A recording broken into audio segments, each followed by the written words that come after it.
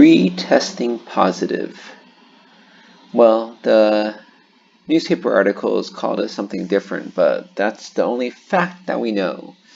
So the idea is that, there's some people who got better and later tested positive again. So let's look at the one that's the most recent, coming out just today. Vietnam reports another 3 COVID-19 relapses. So it's very interesting because you see here they all have numbers in Vietnam. Patient 74. The interesting thing is Vietnam only has 200 or so cases with 0 deaths. So it's pretty easy to keep track, right, with numbers. If you had a lot of people, there might be an issue because, there might be people who got it at the same time, like say in China when you have thousands. But so this person was discharged after treatment, isolated himself and then returning home, had no symptoms, right? No fever, cough, or breathing difficulty, and later, day 15, he has samples taken for testing again. And it came back positive. So he is taken to the hospital again.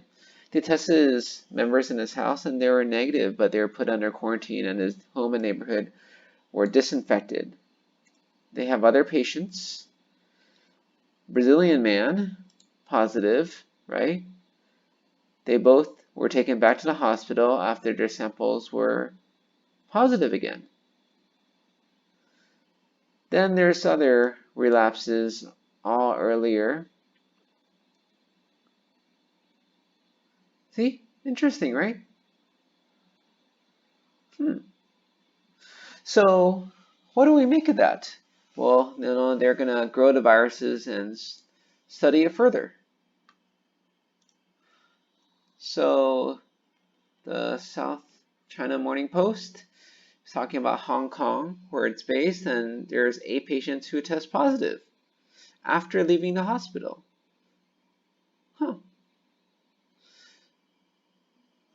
So they said it's 1% of the 741 discharged patients. And they said, well, not sure what to say. It could be residue. Risk of infection to others is low.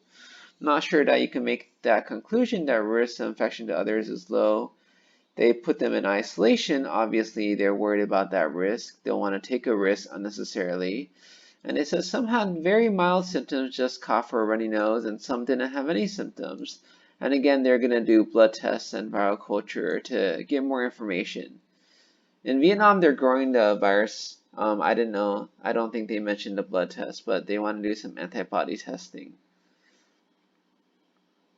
And so, yeah, they're saying that, it's been recorded in other parts of the world.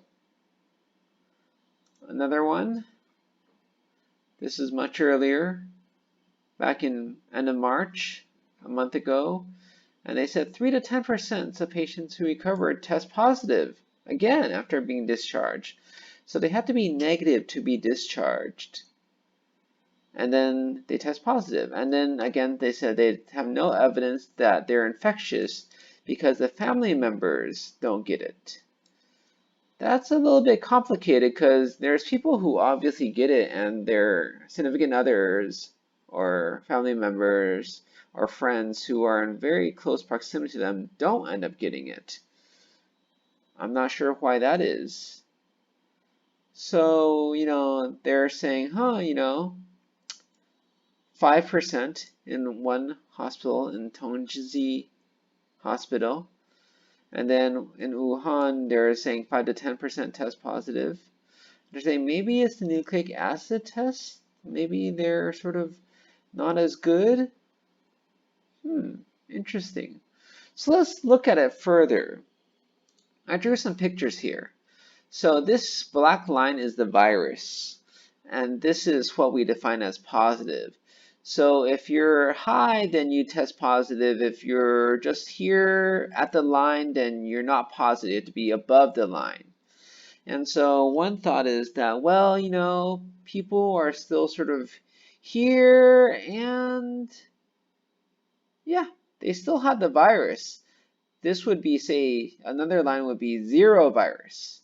They still have the virus. They just have a very low level, so your test actually didn't pick it up.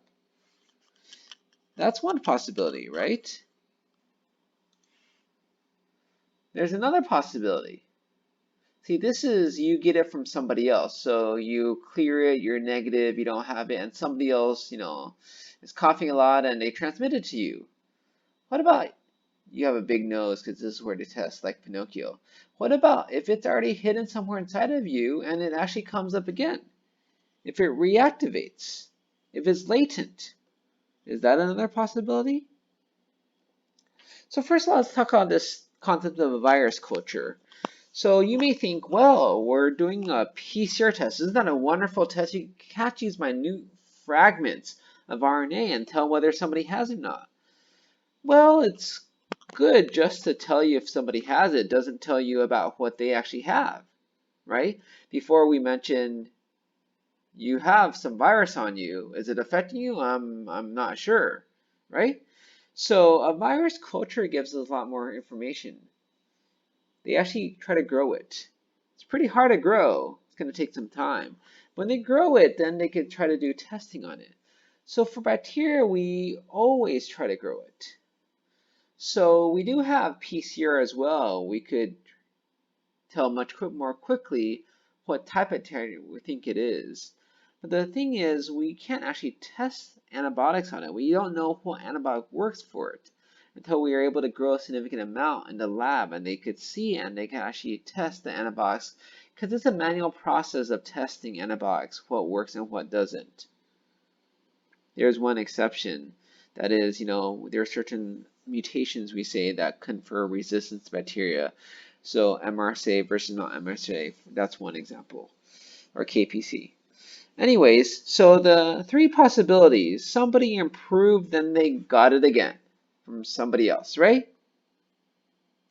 Somebody always had it. It's just that the test wasn't sensitive enough to pick it up when it's such low levels. They never got rid of it. And then it was latent and it reemerged. All not good possibilities. But some are less not good than others. If the test didn't pick it up, that's probably the best thing. It means that people could have it and not get over for a prolonged period of time. The 14 days wouldn't work. Some people had it for a month, shall we say. Another thing is, if you say they improved and got it again, then what it means is you don't really develop immunity necessarily. You could get over it, you could just pick it up again. Just like how we could shower and be clean and we could go out and get dirty again. Every little kid should know that. And then the last one I would say is the scariest. Is there a reservoir? Does it hide out somewhere in our body? There's a lot of viruses that do. Herpes viruses are the most famous. They hide out in the neurons. They reemerge later in life. Chickenpox would become shingles. What do we do about this? I think nobody really knows. They're trying to figure out more research. Is there a certain different virus that some people have to cause them to test positive again? Maybe it's a different strain than ones other people have. Maybe something's mutated special because, not everybody has this issue where they test positive again. Maybe this virus is not special. Then it would raise more questions. But these are all good things to know, and I'm glad they're doing more testing. So this is our short little discussion about retesting positive for the coronavirus.